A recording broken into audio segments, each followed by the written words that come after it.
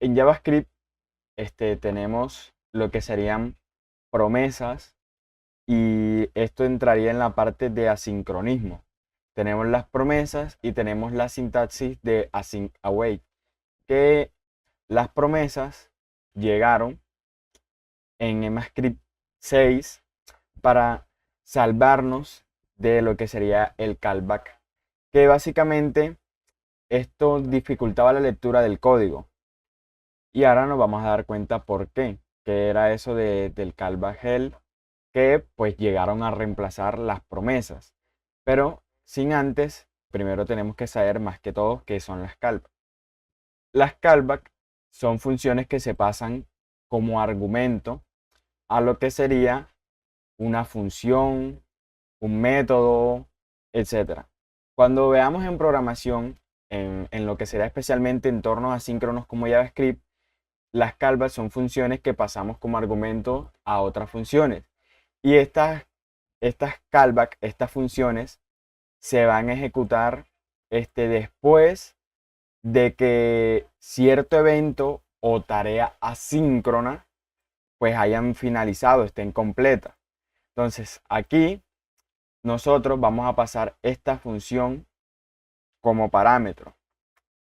Y ahí ya le estamos diciendo que le vamos a pasar un callback.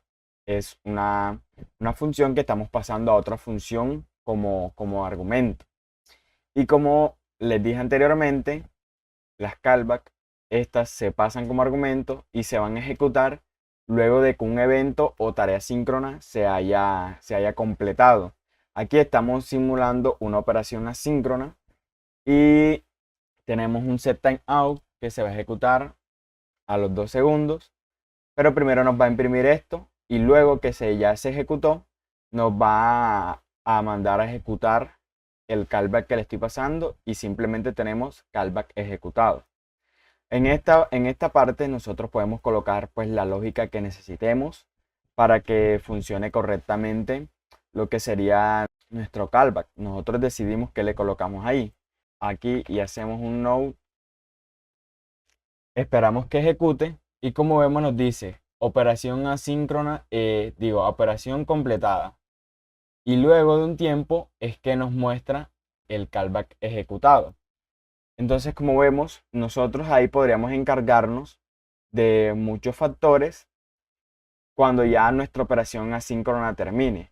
También cuando nosotros vemos, obviamente aquí no nos va a funcionar el ejemplo que les voy a hacer, pero es para también si en algún momento lo has visto. Cuando nosotros vemos, por ejemplo, document.getElementById y le pasamos la ID, no sé, BT1, aquí va a fallar porque nosotros, como les dije anteriormente, con Node.js no tenemos el objeto document ni el window. Y le decimos que le vamos a agregar el add listener, que cuando escuche el evento click, entonces aquí, miren aquí, cuando nosotros le pasamos una función flecha, que si muchas veces lo hiciste o en algún momento lo has visto, esto de aquí es un callback, que cuando haga clic, digamos que lo que va a hacer es imprimir, se pulsó el botón. Ahí estaremos haciendo uso de las callbacks, que como vemos, después que este evento se complete, es que ella se va a ejecutar.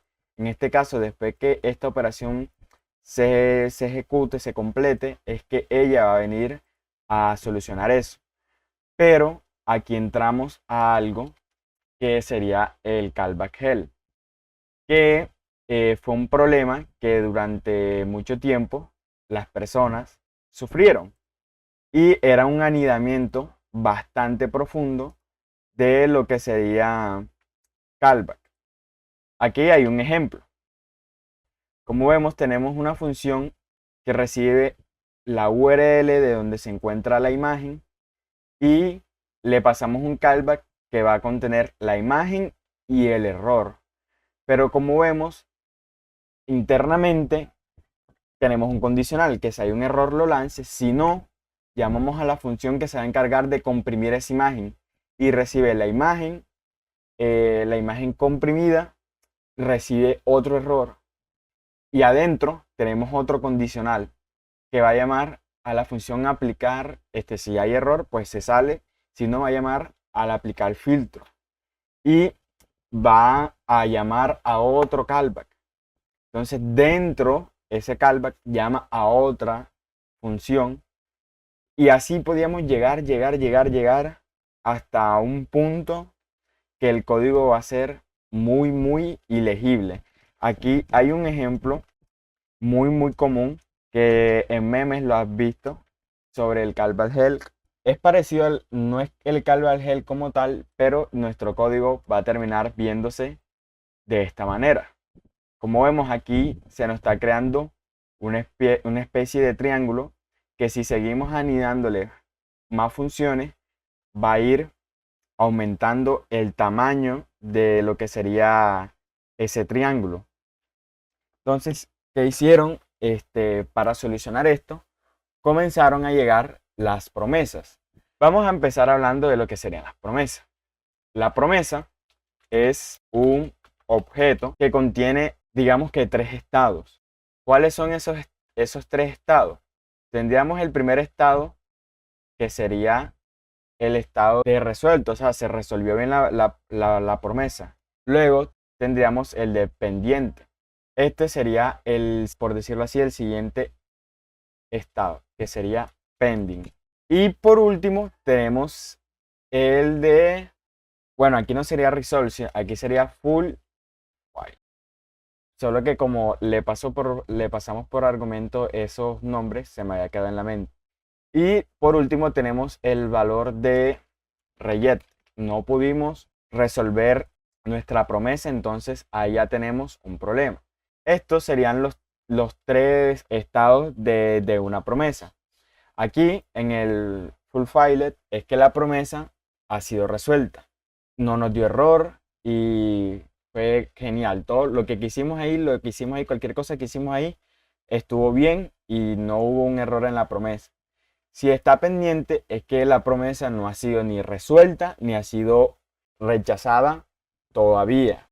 Y si está en rejected es que la promesa pues no se resolvió bien y algo pasó, hubo un problema. Entonces, ¿cómo nosotros creamos una promesa? Nosotros para crear una promesa podemos decirle que sea new promise y como vemos aquí nos dice que recibe el resolve y recibe el reject, que eso no devuelve nada porque aquí nos está diciendo que es un void y nos dice que estamos creando una nueva promesa. Entonces aquí nosotros le vamos a pasar el resolve y le vamos a pasar el reject y ahí tendríamos nuestra promesa creada. Y si nos damos cuenta, le estamos pasando un callback, que es una función que recibe estos dos argumentos.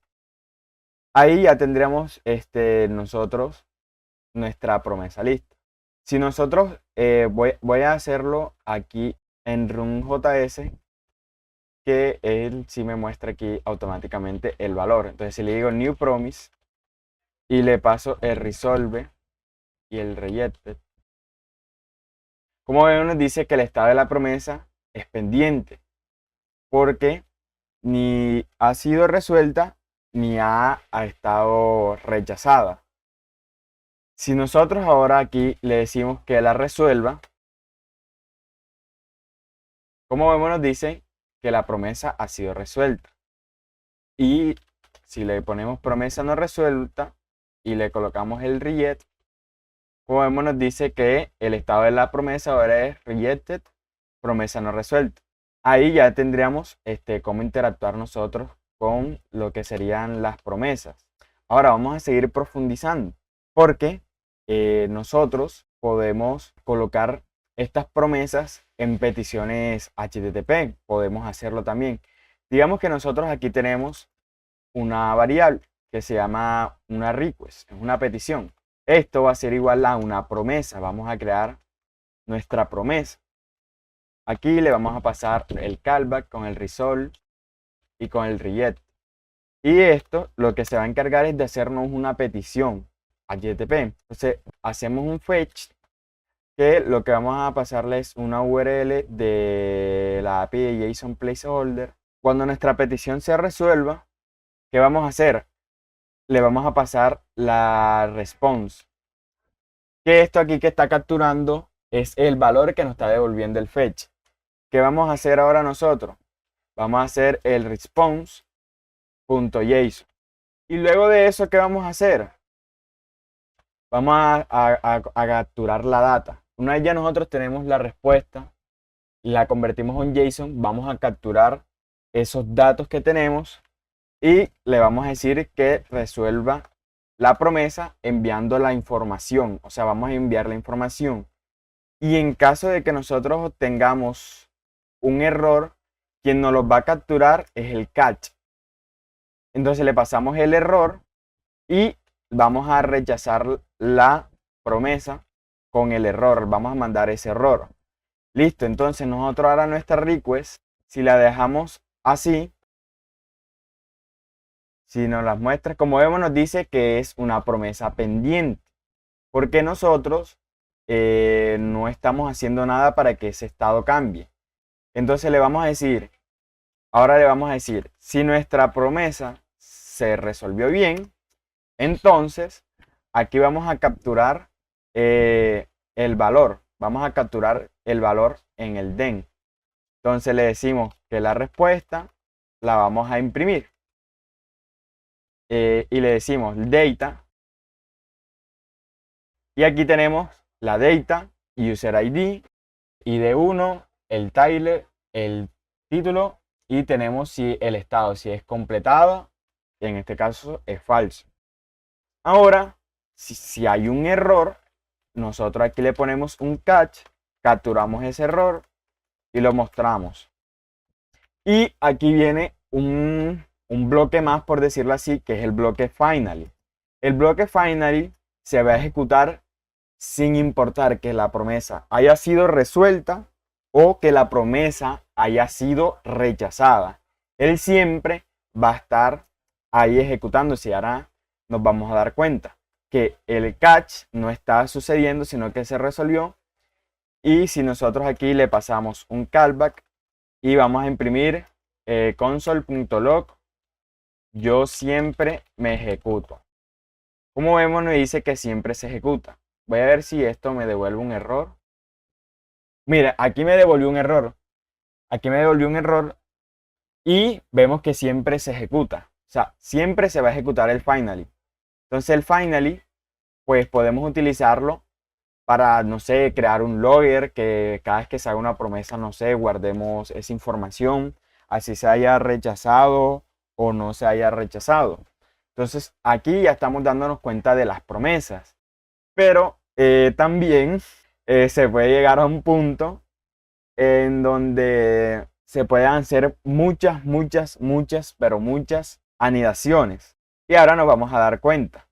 Vamos a crear aquí nuestra promesa.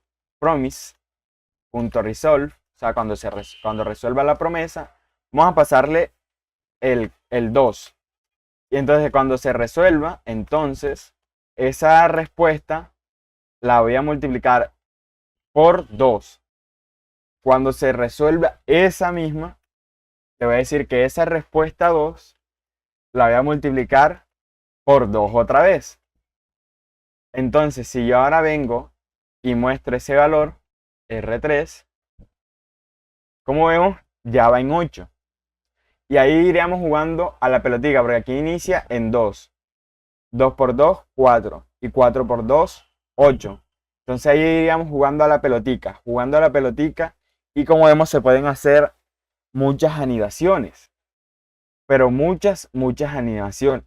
Ahora vamos a ver las microtareas y las macrotareas. Que aquí entran, pues como explicamos la vez pasada, el event loop. Que es el que se encarga de darle ese comportamiento asíncrono, por decirlo así, a JavaScript siendo de un solo hilo. Si hacemos un console log, de aquí un start, y hacemos un promise.resolve, que cuando la resuelva nos diga, entonces esa respuesta yo la voy a querer imprimir. Y voy a colocar un console.log. Pero que acabamos de ver aquí, Acabamos de ver que hace el start, pero luego nos muestra el end y por último es que nos muestra la promesa. Y ahora, ¿por qué pasa esto? Aquí es donde entran las macro tareas y las micro tareas. Las macro tareas son el set timeout, el set interval, el set inmediate, y las micro tareas son promesas callback y estaban a la cola de micro tareas, promesas resueltas como el bloque then, el catch, el finally. Esto irían a la cola de micro tarea. Entonces esto irían llegando a la cola de llamada, perdón, a la pila de llamadas. Entonces, cuando entran a la pila de llamadas, ejecuta esto. Luego se encuentra esto, pero esto que está aquí entraría a la cola de microtareas y esperaría que eso se resuelva y entraría aquí. Ahora lo vamos a ver. Vamos a colocarle un set timeout aquí. Le pasamos el callback que se va a ejecutar enseguida prácticamente. Y vamos a colocar un console log. ¿Qué estamos viendo aquí? Aquí estamos viendo que ahora nos muestra primero la promesa y luego el timeout, siendo que el timeout está de primero. Vamos a explicarlo en forma gráfica para que se entienda qué estamos viendo aquí, qué está sucediendo. Entonces, si nosotros vemos, él estaría mandándonos al call stack. Él llegaría aquí, listo, dice, bueno, ya tengo esto, lo imprime y muestra lo que sería el start. Estamos bien. Luego, ¿qué se encuentra en su camino? Se encuentra un set timeout, pero como tal, lo que él va a capturar es esto. Él ya esto llega, lo ejecuta y eso se sale. Listo, ya. Aquí entraría lo que él se encuentra, el set timeout. Pero como tal, el callback es lo que pasaría acá a la web API. Estamos hablando aquí en el navegador. Esto es lo que llegaría aquí. Entonces, cuando esto no a la microtask, sino a la macro, porque como viene de un set timeout, eso hace parte de las macro tareas. Entonces, esto llegaría aquí, pero no va a pasar sino a la macro, porque como viene de un set timeout, eso hace parte de las macro tareas. Entonces, esto llegaría aquí, pero no va a pasar hasta acá, porque él lo que va a revisar es que ya esto esté aquí así. Entonces, esto aquí se sale. Entonces, cuando ya eso se sale, es que él va a pasarlo allá. Pero ¿qué pasa? Que él ahora en el camino se encuentra una promesa. Él se encuentra un promise.resolve. Entonces, él se encuentra ahora esto en el camino y lo pasa a lo que sería la pila de llamadas. Pero como tal, esto es lo que nosotros vamos a estar viendo en la cola de microtareas. Aquí encontraría el promise resolve. Entonces dice, pero esto es una promesa que cuando se resuelva como tal, vamos a tener esto. Y lo manda aquí. Lo mandaría de esta forma, sin el then, sino esto. Y allá tendríamos esto en la microtarea, en la cola de microtareas, y en la cola de macrotareas tendríamos esto. Entonces, ahora él dice, aquí me encontré un console log en y lo envía. Y lo muestra por pantalla, que sería esto que tenemos aquí. Listo. Ahora, ¿qué pasa? Ahora dice, yo tengo aquí una micro tarea. La voy a mandar acá, que es un console log de la respuesta. Lo pasa aquí, dice, aquí tengo esta función. Y luego lo que hace es que muestra esto. Y de ahí es donde nosotros vemos primero la promesa. Y ya de último dice, bueno, ya aquí tengo un console log. Bueno, ya esto de aquí lo voy sacando. ¿Sí? Lo voy sacando. Y dice, bueno, aquí tengo esto. Ya lo puedo pasar acá porque ya me avisaron. Ya Level Loop ya me dijo, hey, ya tengo aquí la pila de llamadas desocupada. Ahora imprime el console log. Lo imprime y esto sería en forma simplificada, sin tanto, lo que sería cómo funcionan las promesas en ese sentido. Pero como vemos, hay un gran alineamiento. Y ahí es donde entran el async await. Es una mejora que entró que se introdujo en lo que sería ECMAScript 7. Y esto es como una mejora de las promesas, pero ellas implícitamente devuelven una promesa. Entonces, si nosotros aquí creamos una función que es la función saludar, y aquí retornamos para que nosotros tengamos una promesa, que esto nos devuelve una promesa, debemos de indicarle que es asíncrona, o sea, que es una función asíncrona.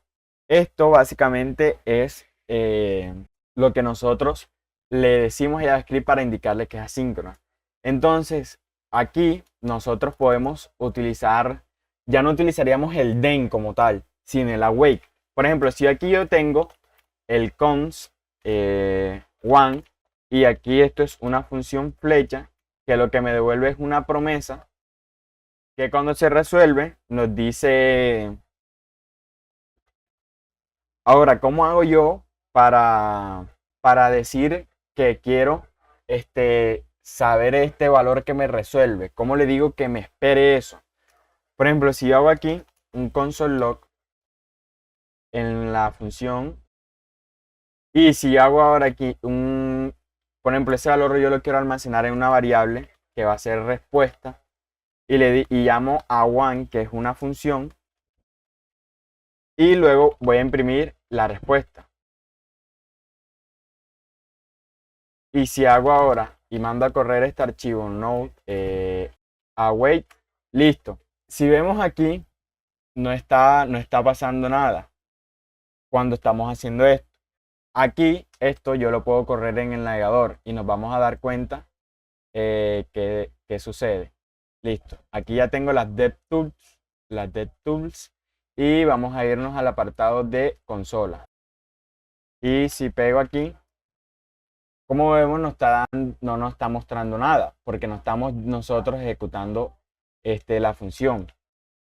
Y si la llamo ahora, como vemos, nos dice que es una promesa, nos está devolviendo una promesa. Como vemos, nos dice que la promesa, o sea, se resuelve bien, porque aquí estamos teniendo nosotros un resolve. Pero lo que debemos hacer nosotros es aquí colocarle un await. Con esta await nosotros le estamos diciendo que nos espere la promesa, y ella por detrás hace lo del then, o sea, le quita lo del objeto y lo del promise y todo eso. Porque si nos damos cuenta que le quitamos el await y nos da como toda la información de la promesa, o sea, nos devuelve todo esto, que es una promesa y su valor. Y acá más explícito nos dice, nos devuelve todo el objeto como tal, nos dice el state, el resultado, y nos dice que es una promesa. Pero si nosotros le colocamos ahora el await, como vemos, ya nos devuelve el valor como tal, ya nos está devolviendo el valor. Esto, si no le colocamos el await, cuando estemos consultando una base de datos, cuando estemos consultando algún servicio, nos va a devolver que, por ejemplo, con Mongoose, nos va a devolver que estamos intentando acceder al valor o modificar una lista doble enlazada o una lista circular, creo que es, que dice el error, porque no le estamos colocando el await que él hay internamente. Él lo que está haciendo es como el bloque .den, que él no está capturando ese valor y no lo está limpiando y todo eso.